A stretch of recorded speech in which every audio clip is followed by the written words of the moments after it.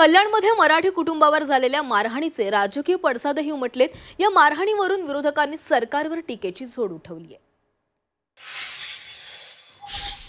भारतीय जनता पक्षाने नरेंद्र मोदी, अमित शहा, देवेंद्र फडणवीस यांनी मराठी माणसाची संघटना फोडून महाराष्ट्र आणि मराठी माणूस कमजोर केला।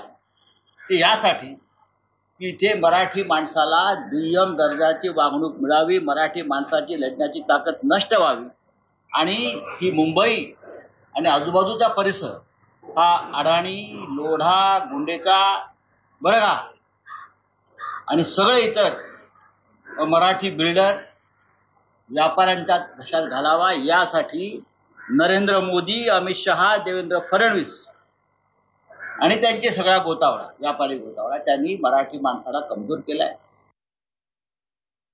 मराठी भाषेला जे दर्जा मिळालेला आहे, काल गौरव आपण केला मुख्यमंत्र्यांनी।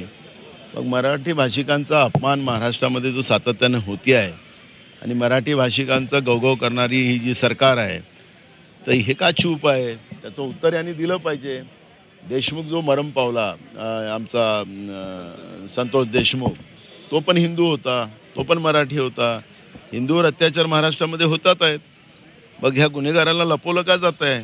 गुन्हेगार तर नागपूरमध्येच फिरत आहे, काय थांबवलं आहे यांनी?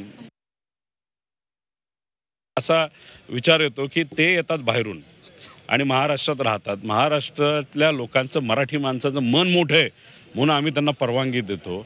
याच्यात जर इथं येऊन मराठी भाषेबद्दल आणि मराठी लोकांबद्दल तर जर काय बोलले तर कधी कधी सळसळतं रक्त थोडंसं ते आम्हालाही चीड येते, पण कधीतरी संविधानिक पद्धतीने आपल्याला राहावं लागतं। सरकारने या बाबतीत कुठेतरी काळजी घ्यावी आणि मला लोकांना आणि आपल्या कार्यकर्त्यांना सुद्धा सांगायचं आहे, मारामारी करून चालणार नाही, पण हे जे बाहेरून इथं येऊन मस्ती करतात त्यांनी सुद्धा कुठेतरी डोक्यात ठेवलं पाहिजे। दिल्लीपर्यंत मराठी माणसं ही गेली होती आणि ते कधीही जाऊ शकतात, त्यामुळे कंट्रोलमध्ये राहावं।